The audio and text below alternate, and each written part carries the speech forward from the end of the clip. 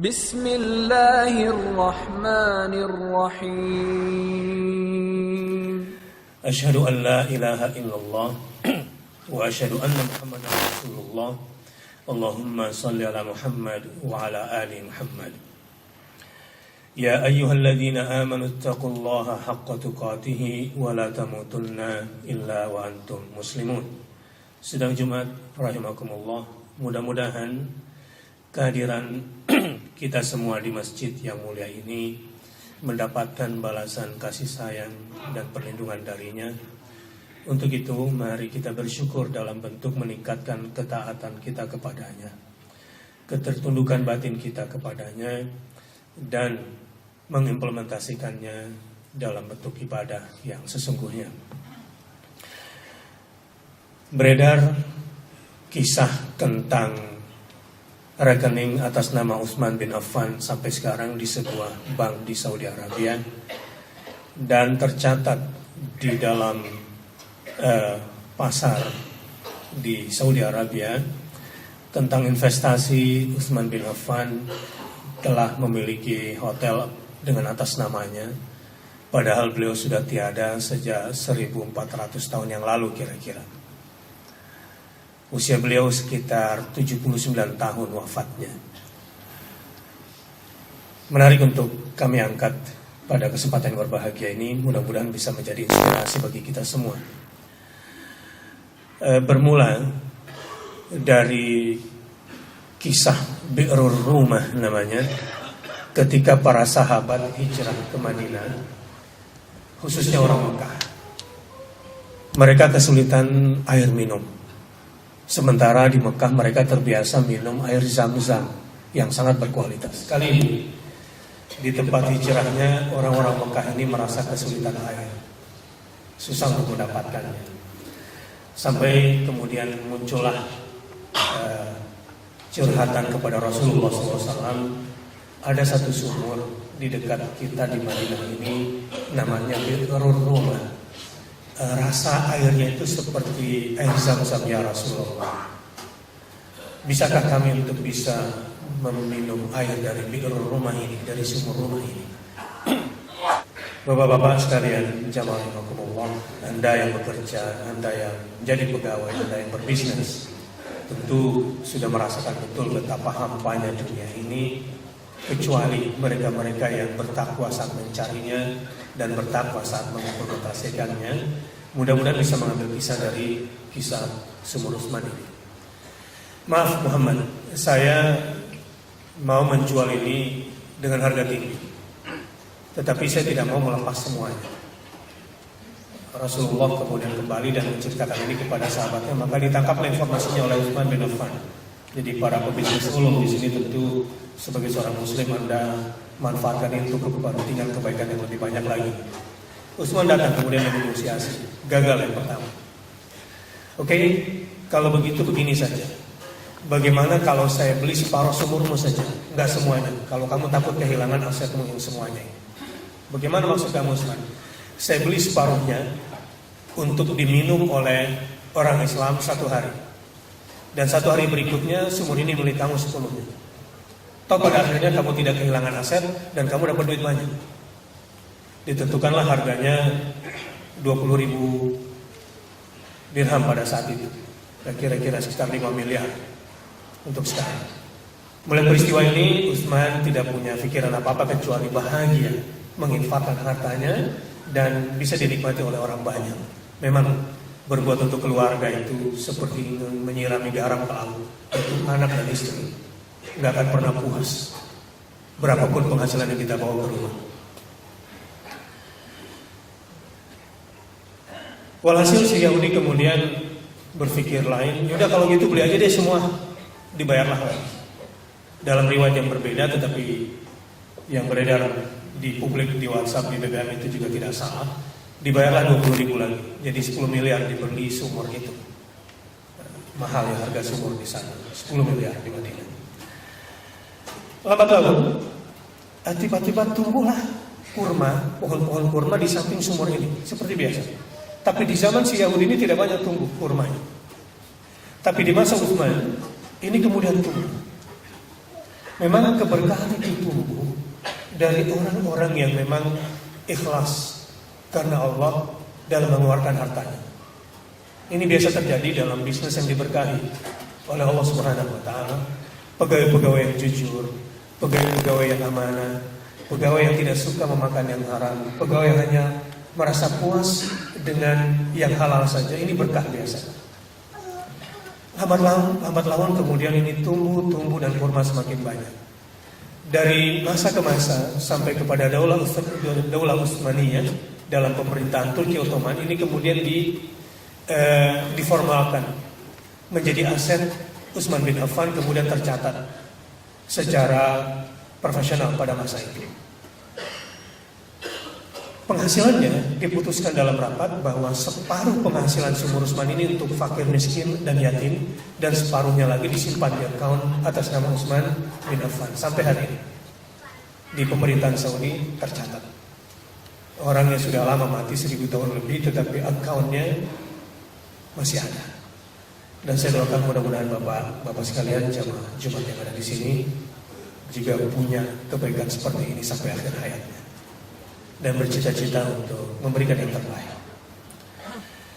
Dan sekarang income per tahun satu hotel ini di luar perkebunan, dan manfaat dari sumur itu kalau Bapak nanti ke Madinah 15 menit dari Masjid Nabawi, naik mobil ke sana, bilang saja mau ke Bi'rur Rumah, ke sumur Utsman radhiyallahu anhu. Income hanya dari hotel saja sekitar 150 miliar per tahun.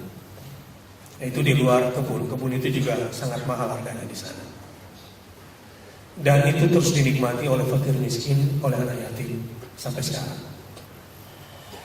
Ini kebaikan Utsman bin Affan seperti yang digambarkan di dalam Al-Quran, di dalam surah Al-Baqarah ayat 265. A'udzu billahi minasyaitonir rajim. Wa mathalul ladzina yunfiquna amwalahum ibtigha'a mardatillah wa tathbitan min anfusihim kamathali jannatin birabbah asabaha wabilun fa'atat ukulaha dhifain fa in lam yusibha wabilun fatal wallahu bima ta'maluna basir. Sebuah cara pandang investasi ala Qur'ani yang mungkin jarang didapatkan dalam dunia perkuliahan kapitalis. Saya sarankan bapak-bapak sekalian, anak-anak yang kuliah di fakultas-fakultas umum ini, termasuk yang di agama, coba mencermati akidah anaknya dari sisi sains. Karena anak saya juga yang di kedokteran di UI sekarang, saya coba cermati mata kuliahnya, karena agama betul-betul dipisahkan dari sains. Ini sekularisme di Indonesia, terutama sekarang ini PKI juga muncul lagi. Seperti halnya yang di Universitas Sunan Ampel di Surabaya, yang Tuhan membusuk. Sebetulnya itu seperti 50 tahun yang lalu zaman PKI. Tuhan telah mati, sebetulnya ideologi Nietzsche yang mulai muncul kembali. Dalam Al-Quran ada sebuah konsep investasi. Ini sederhana, tetapi ketika kita mampu menangkap dengan baik, insya Allah akan berkah harta pada kita semua. Dan perumpamaan orang-orang yang membelanjakan hartanya karena dua alasan: karena keridhaan kepada Allah dan untuk keteguhan jiwanya. Jadi investasi di jalan Allah. Apa saja, seperti Utsman bin Affan itu kan sebetulnya keduniaan sifatnya, tapi niatnya karena Allah. 5-10 miliar yang dikeluarkan Utsman pada masa itu mungkin juga besar sebagai seorang muhajirin, orang yang baru berhijrah. Jadi Anda jangan bayangkan Utsman yang sudah kaya raya seperti di Mekah. Ketika Utsman pergi ke Madinah, ini semua dengan semua konsekuensinya dalam keadaan kepepet. Jadi ini semua bisa ringan dikeluarkan karena mencari ridho Allah. Dan yang kedua, tidak berharap pujian dari manusia. Wa tathbitan min anfusihim. Dia cuma ingin membenarkan janjinya kepada Allah Subhanahu wa taala. Perumpamaan orang yang berinvestasi dengan dua tujuan tadi, ridho Allah dan keteguhan jiwa, diumpamakan di dalam Al-Quran seperti sebuah kebun yang terletak di dataran tinggi. Fa'atat ukulaha dhifain. Seperti sebuah kebun yang terletak di dataran tinggi yang disiram oleh hujan lebat, maka kebun itu menghasilkan buahnya 2 kali lipat. Jika hujan lebat tidak menyiraminya, maka hujan gerimis pun memadai. Dan Allah Maha melihat apa yang kamu perbuat. Seandainya orang yang sudah berinfak di jalan Allah karena mencari ridhonya, karena untuk keteguhan jiwanya ini, tidak punya banyak kecuali sedikit, itu sudah cukup seperti gerimis. Yang di atas tetap kebagian, yang di lereng nggak akan kebagian. Jemaah sedang Jumat rahimakumullah. Dari kisah Utsman dan ayat ini kita bisa simpulkan bahwa tujuan kita bekerja mencari nafkah itu sudah jelas, agar kita bisa berinfak di jalan Allah Subhanahu wa taala. Bukan dengan teori pemasukan sebesar-besarnya dengan pengeluaran sekecil-kecil. Coba rubah mindsetnya. Kita ini sudah mendapatkan rezeki sebelum bekerja dari Allah Subhanahu wa taala. Kalau mau dibandingkan di aset yang sudah Anda terima dibanding income yang Anda dapatkan dari bekerja, sinar ultraviolet bisa diangkakan nggak? Yang menjadi sumber energi bagi tulang belulang kita. Oksigen yang kita hirup berapa volumenya, kira-kira bisa dibayar itu dengan angka. Berapapun gaji dan income yang Anda peroleh dibanding aset yang sudah Allah berikan berupa akal sehat, mata, pendengaran, tubuh yang sehat ini, saya kira tidak bisa diangkakan. Apa jadinya dengan pekerjaan Anda kalau Anda sakit, Anda gila, Anda buta dan tuli, menjadi disabel. Ini semua rezeki dari Allah Subhanahu wa taala. Tujuan kita bekerja, tujuan kita berbisnis sebetulnya agar lebih banyak lagi berinfak di jalan Allah supaya income kita kemudian berlipat ganda. Ada satu peristiwa ketika perang Tabuk akan dimulai. Ini kenapa Utsman namanya diabadikan seperti ini ada kisah lain. Karena memang lifestyle Utsman adalah seorang yang suka berinfak, ikhlas dan tidak ria. Rasulullah SAW membutuhkan banyak sekali harta untuk kepentingan perang Tabuk ini. Rasulullah kemudian kumpulkan para sahabatnya, adakah di antara Anda yang berani berjihad harta? Lihat, posting jihad harta. Anda berzakat, itu sudah membebaskan jiwa Anda dari jiwa miskin dan miskin harta. Orang yang berani berzakat 2,5%. Tapi ada posting lain yang namanya sedekah. Kalau Anda berani bersedekah di atas kewajiban Anda berzakat, maka insya Allah akan banyak masalah musibah yang menimpa Anda itu diselesaikan oleh Allah Subhanahu wa taala. Tapi ada yang lebih tinggi lagi, jihad bil mal. Berjihad harta di jalan Allah Subhanahu wa taala, ini balasannya kemuliaan dunia akhirat. Saya melihat itu di Gaza. Biaya perang di Gaza yang berhasil mengalahkan Israel cuma $3,5 juta per bulan untuk semua amunisi, sampai bisa membuat roket yang beratnya 10 kilo sampai 180 kilo. Itu roket R-180 di Gaza yang bisa diterbangkan ke 70 km, bahkan bisa membuat drone pesawat tanpa awak cuma $3,5 juta. Keberkahan yang berbicara. Jadi kalau lihat dari angka, impossible Gaza bisa menang, impossible. Dengan anggaran yang cuma $3,5 juta US, sumbangan dari Amerika doang itu 25 miliar. Bagaimana anggaran Israel sendiri? Dan bagaimana bantuan Uni Eropa dan seterusnya. Sedang cuma Rasulullah kemudian berkata, siapa di antara Anda yang ingin berinfak untuk Islam, untuk agama Allah, tegaknya keadilan? Umar bin Khattab datang. Kali ini saya tidak boleh kalah dengan Abu Bakar. Dia mengolah 50% asetnya. Rasulullah kaget. Umar, berapa yang kamu sisakan untuk keluarga kamu? Seperti ini juga ya Rasulullah, berarti 50%. Datang Abu Bakar. Lebih banyak lagi. Abu Bakar, berapa yang kamu sisakan untuk keluargamu? Ya Rasulullah. Ya Rasulullah, masihkah kau pertanyakan? Yang kusisakan untuk keluargaku adalah Allah dan Rasulnya. Ambil semua hartaku ya Rasulullah. Baik, kami membutuhkan lagi karena ini masih kurang, kata Rasulullah, untuk persenjataan.